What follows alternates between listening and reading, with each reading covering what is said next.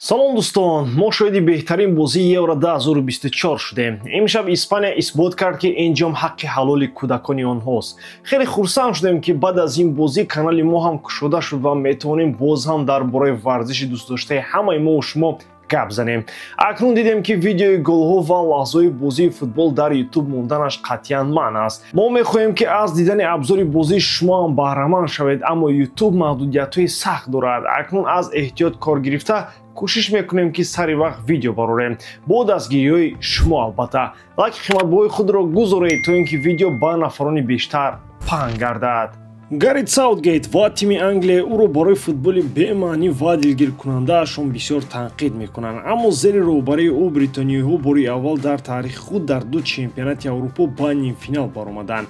Дар охирини Евро 2020 се шеҳрон ҳатто ба муборизаи ниҳоӣ барои ҷом баромаданд, аммо дар зарбаи пеналти аз итолиёвиҳо мағлуб шуданд. Оё Англия дар Евро 2024 ба финал мебарояд? Шумо метавонед фаворити худро дар 1x интихоб намоед. Ин ширкат чандин сари сол мешавад ки кору фаъолият дорад ва беҳтарин шароитҳоро фароҳам меорад. Танҳо дар мо ва танҳо барои шумо промо тайёр кардем бо номи AMG 0777 ки шумо метавонед дар аввалин пардохти худ то ҳаҷми 8000 сомонӣ бонус ба даст оред. Ҳамаи чизи лозима дар комментарияи ин видео.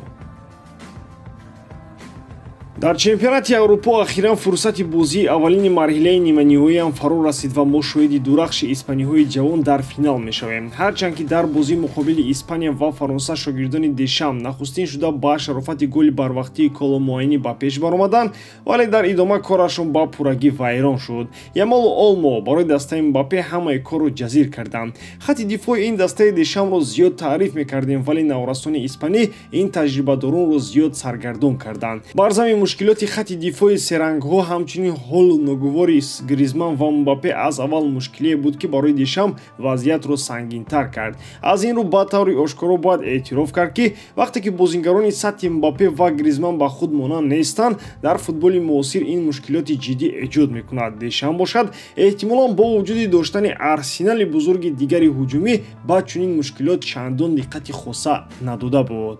Сармураббии Франсия дар давоми мусобиқа вариантҳои ҳархела ҷустуҷӯ мекард ва Гризман ҳам боз бо вуҷуди бозӣ дар мавқеҳои мухталиф дар эҳтиёт ҳам менишист. Мбаппе бошад ҳарчанд дар бозии ниманиҳоӣ бениқоб ба майдон омад, вале чун дар бозии пешини ин Евро аз дасташ корҳои бузург намеомад. Ҳамин тариқ баъди ду голи ҷавобии Испаниё дастаи Дешам ҳарчанд талошҳои зиёди ба худ омадан менамуд, вале билохира дарди дармонро пайдо накард.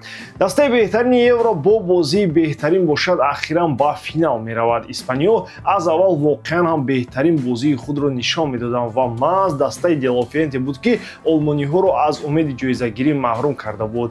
Барои Испания голҳои Ямалу Олмо ахиран сеюмин финалро дар 5 еврои ахир таъмин намуданд ва Ямалу Нико бошад боз ҳам аз худ сару садоҳоро баланд карданд. Дастаи делофиенте дигар новобаста аз ки будани ҳарифаш дар финал ҳам фаворити воқеӣ аст.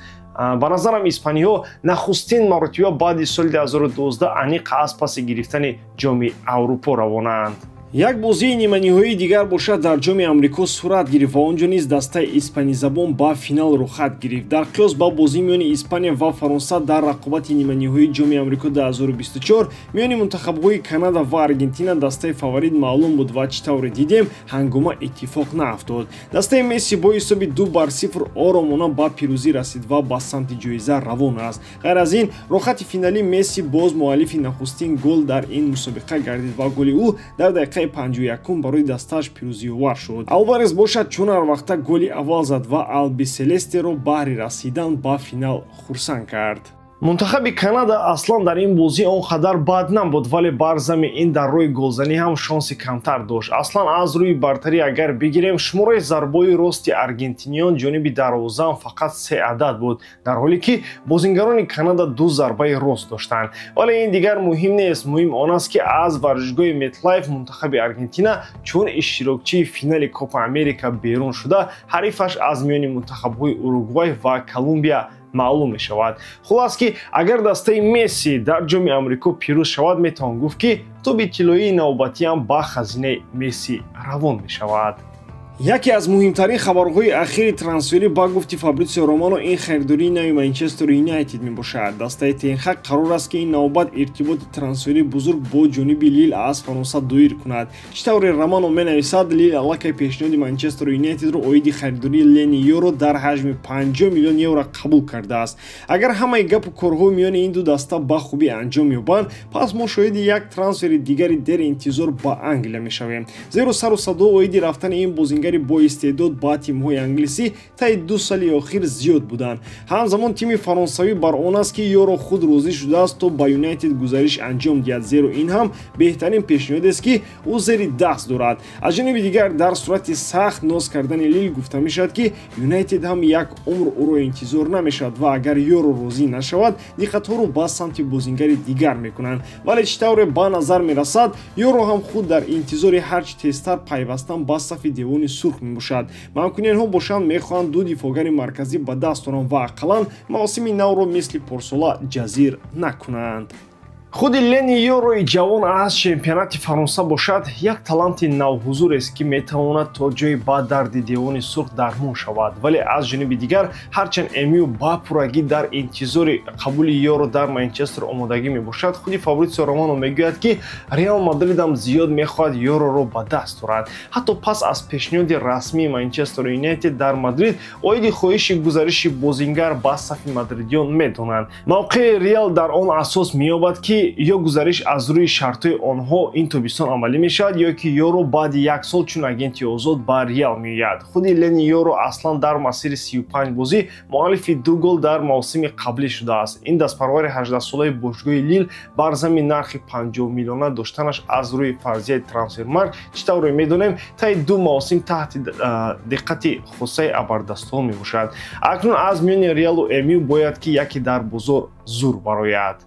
дар Испания бошад, бошгоҳи Жирона ба нохост нияти харидории Дони Ван ди Бекро ба нақша гирифтааст. аз барои бозингаре ки як замон дар бозор арзиши гарон дошта буд, айни ҳол Каталониё 500 000 евро доданианд. инам дар ҳолест ки МЮ нимҳиматгари голландиро соли 2020 бар ивази 39 миллион евро ба даст оварда буд. вале арзиши гузариши ин зардина ба Каталония бо вуҷуди иловапулиҳо метавонад то 15 миллион евро зиёд шавад.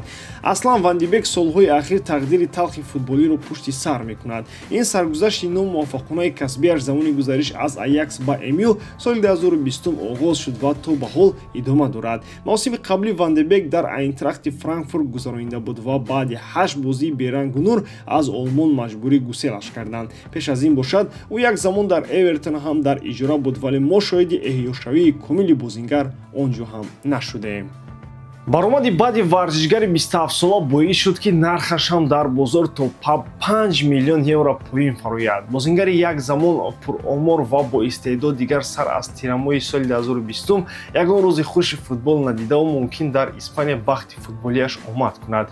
хуб мешавад ки агар Ван ди Бек ҳам дигарбора мавқеашро дар Еврофутбол пайдо кунад, агар не, мо ба зудӣ шоҳиди ба фаромӯшӣ рафтани ин бозингар мисли Дели Али мешавем.